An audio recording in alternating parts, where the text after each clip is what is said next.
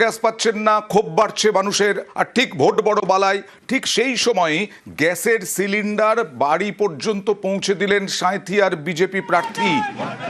এই দেখুন, গ্রাহকদের বাড়িতে সিলিন্ডার পৌঁছে দিচ্ছেন। এর আগে বিভিন্ন প্রার্থীকে প্রচারে বেরিয়ে ভোটারদের দাড়ি কেটে দেওয়া, চপ ভাজা, রুটি বেলে দেওয়ার ছবি উঠে এসেছে। আর আজকে উঠে এলো একেবারে সিলিন্ডার ঘরের মধ্যে, রান্নাঘরে পৌঁছে দিচ্ছেন বিজেপি প্রার্থী।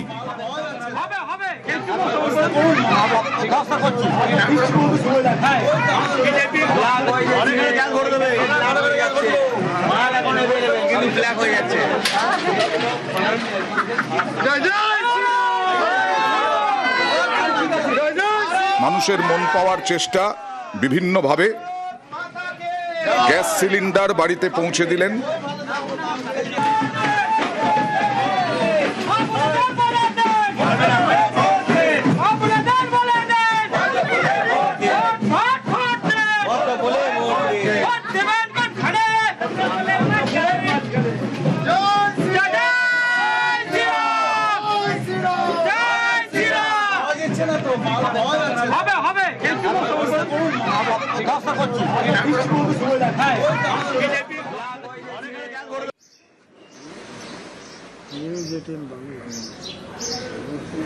আর এর আগেই যেটা বলছিলাম যে শুধু সিলিন্ডার পৌঁছে দেওয়া নয়, এর আগে চপ ভেজে দেওয়া, রুটি বেলা, দাড়ি কেটে দেওয়া, এই সব করতেও দেখা গেছে বিভিন্ন দলের বিভিন্ন প্রার্থীকে। দেখুন,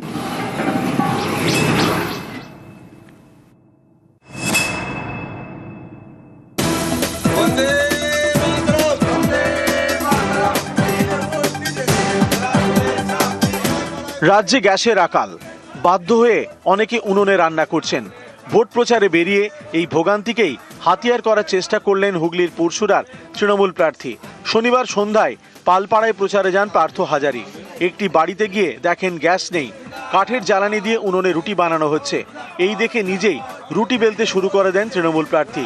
রুটি বেললেন, তারপর সেঁকলেন। দেখলাম একটা দিদিভাই রুটি করছে, গ্যাস পাওয়া যাচ্ছে না, গ্যাসের অভাবে কাঠের জালে রুটি বেলছে। আমি রুটি বেলে, আম্মু বাড়িতে এরকমভাবে রুটি বেলে আমি একটা রুটি করলাম, আবার একটা রুটি বেলে আবার রুটিটা আবার দিলাম। ওনার কাছ থেকে একটাই কথা শুনলাম যে আমাদের গ্যাস নেই, গ্যাসের অভাব, গ্যাস পাচ্ছি না, গ্যাসের দাম বেড়ে গেছে।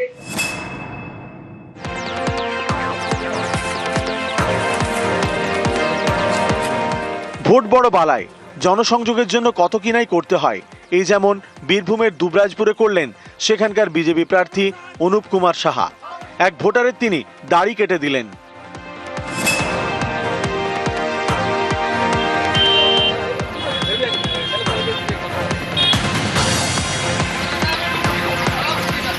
বাঁকুড়ার ছাতনা, এখানে চপ বেগুনি ভেজে কটাক্ষ বিজেপির। রবিবার সকালে প্রচারে বের হন ছাতনার বিজেপি প্রার্থী সত্যনারায়ণ মুখোপাধ্যায়। একটি দোকানে ঢুকে চপ বেগুনি ভাজেন।